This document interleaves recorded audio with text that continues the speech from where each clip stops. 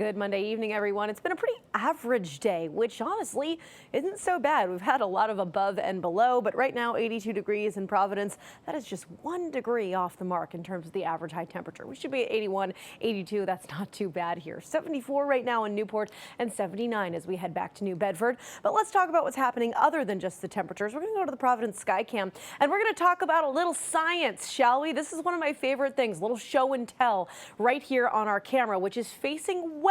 And remember, generally speaking in the U.S., our weather moves from west to east, which is no exception at this point. You can see a couple of things on the Skycam right now that I think are pretty cool. You can see the rays coming down from the clouds. Those are called crepuscular rays. And you can also see, as you look to the distance, a little rain shaft coming down from the cloud there. That's this shower off to our west. We've got a couple that we're watching for here. One that is just crossing over toward areas like Lincoln and Smithfield, and another that's for our friends in Foster and Gloucester, a little bit of a heavier downpour there. And then back to our south, a third that is just south of Route 6, right on the Kent County line there. So we're going to keep a close eye on those, but there's really not too much to talk about rain-wise because you can see those showers are pretty darn self-contained. It's not like everyone in southern New England is getting wet tonight. It's just going to be a couple of areas with a few drips and drops. Now, other than that, we are looking at some clouds overnight tonight and temperatures down right around 60 degrees as we're waking up tomorrow morning. And thus begins a cooler trend, but a comfortable trend as we move into tomorrow. Great news for those of you getting the kids off to the bus stop. I know it's that time of year where we've got a few kids back to school. And if you're one of those families, well, just know tomorrow you might want a sweatshirt in the morning, but later in the day, things are going to be pretty darn comfy with plenty of sunshine. Temperatures in the upper 70s tomorrow, again, mostly sunny, a little breezy at times with our wind speeds between 5 and 15 miles per hour.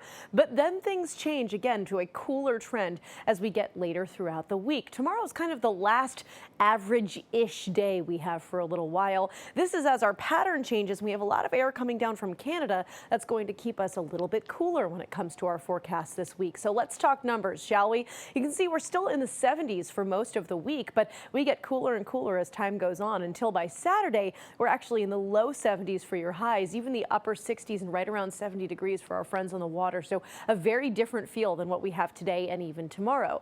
That's as we not only have that trend of cooler air coming from the north, but a couple of fronts that will really usher in that cool air as well. We're also looking at a couple of showers as a result of those fronts. Now, one comes through on Wednesday. This one's pretty benign, to be honest. We might get a shower out of this, but that's just about it.